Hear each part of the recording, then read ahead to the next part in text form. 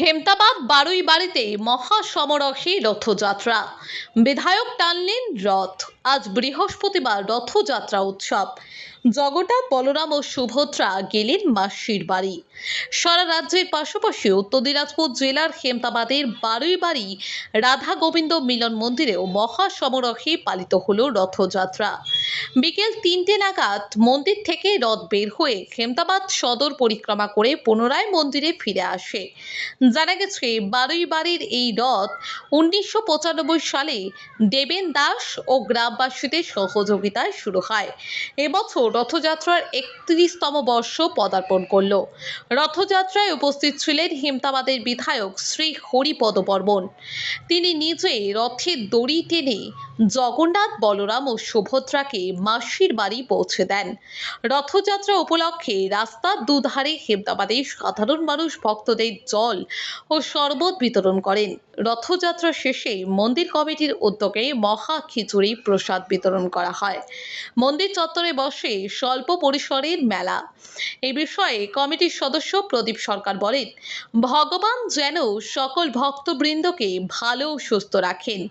আমাদের এই রথকে কেন্দ্র করে বহু ভক্তবৃন্দ সারা বছর অপেক্ষা করে থাকেন কবে রথযাত্রা উৎসব হবে। এ বিষয়ে সাংবাদিকদের মুখোমুখি হয়ে তিনি আরো কি জানালেন, শুনুন বিস্তারিত। আমার নাম প্রদীপ চন্দ্র সরকার। আমি এই রথ কমিটির সদস্য। আমাদের এই রথের ৩১ বছর চলছে। এটা একটা বিশেষ মুহূর্ত দ্বারা আমাদের এখানে ধর্মপ্রাণ দেবেন দাস মহাশয়ের উদ্যোগে এবং আমাদের গ্রামবাসীর সহযোগিতায় এই রথের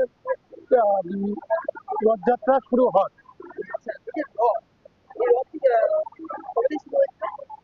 আজকে থেকে প্রায় 31 বছর আগে। এটা আমাদের এখানে রাধা গোবিন্দ মিলন মন্দিরে কীর্তন হতো।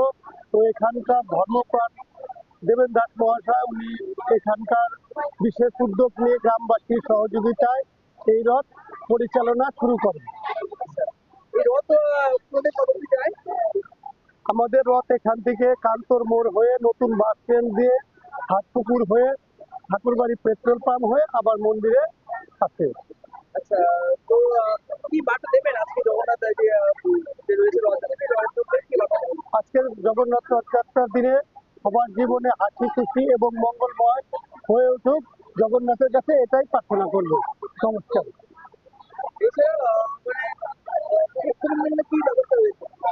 এখানে প্রতি বছরের ন্যায় এইবারও ভক্তদের জন্য ভোগের ব্যবস্থা আছে এবং প্রতিদিন এখানে ছড়া বিতরণ করা হয় এবং প্রসাদ দেওয়া হয়। আজকেও সমস্ত ভক্তদের জন্য খিচুড়ি প্রসাদের ব্যবস্থা আছে।